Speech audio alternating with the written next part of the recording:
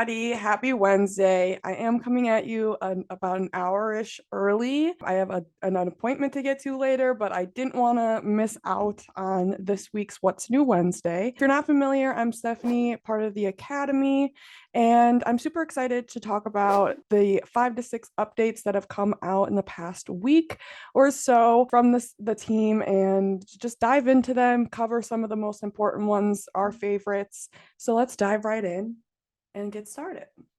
This one I'm super excited about, the email builder being in workflow. So now when you're actually using the send email workflow action, you look at the template, see the template, and even edit the email template right within the workflow builder. So you don't have to have another tab open or go back and forth between the email builder trying to find the right email that was in the workflow and then remember all of that.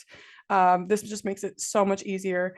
And this feature allows users to create and customize email templates directly within the workflow action, streamlining the email creation process and enhancing workflow efficiency.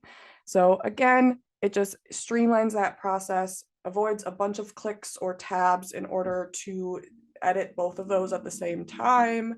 And you can just pull it right in and edit it within the workflow builder.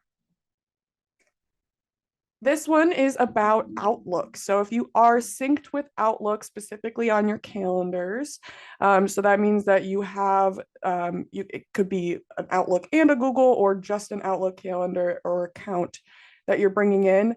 Previously, there wasn't great support for the recurring events. It glitched out a lot on whether it was showing up or if you deleted it, did it delete all the way, all of those things. So they added the support for Outlook recurring events within the calendar feature. So users can now create and manage recurring events directly within their Outlook calendar integration, providing more flexibility and convenience in scheduling and managing events. So like I said before, it was very clumsy when it came to syncing settings for recurring events for Outlook. It would either not show up, or if you deleted it, it would still show up. And now it's just a lot more streamlined, and that's been upgraded so that we can see those recurring events when we want to and not when we don't want to.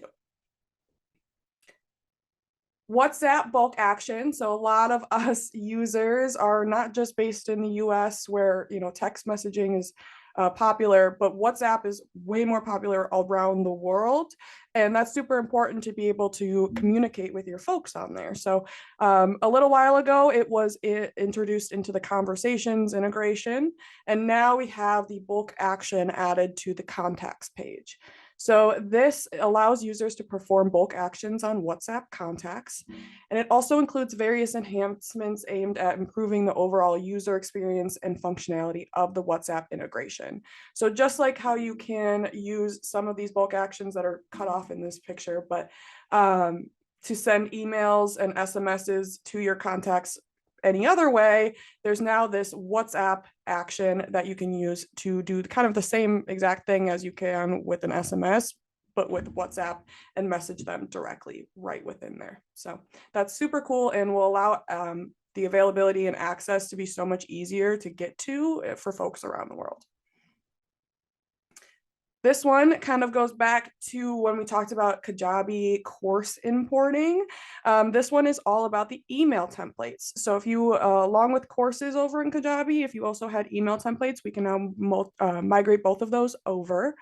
And you can now import email templates from Kajabi directly into the platform, simplifying the process of transitioning email templates between platforms and ensuring consistency in branding and messaging. So rather than having to recreate all of that while learning a new builder, perhaps, you can just import them right over.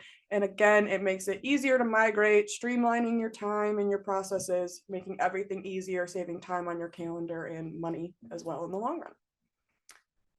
Subscription and refund triggers. So this is a big one in workflows. We now have different triggers for when subscriptions are started or refunded. So this enables more tailored and automated communication and action based on these events. So we can see on this bigger one here that we have a refund trigger as well as several filters And what's cool about this is that we also have subscription and refund custom values you can bring in as well. So if you're sending an email or a SMS or a WhatsApp message, you can bring in like the currency, the discount amount, tax amount, total amount, all of these different fields right within your automation, as well as a bunch of different filters to go along with those triggers. But this just enhances the ability to automate all of your processes, and you're not having to follow up on subscriptions and refunds and all of that stuff. You can automate it so that when you issue those subscriptions and refunds, or somebody signs up for a subscription, it will automatically execute for you.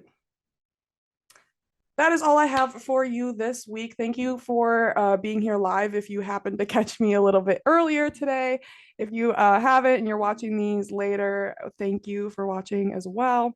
If you want more information, scan that QR code, go to these links that you see on screen for more information, more help, more training, education, templates, snapshots, the whole nine. So let us know if there's anything in particular you want us to cover next time. Otherwise, I will be back with you next week to talk all about the new features and updates that are coming out, and will come out. Most of them are surprises to us, and so I can't wait to see what they launch later.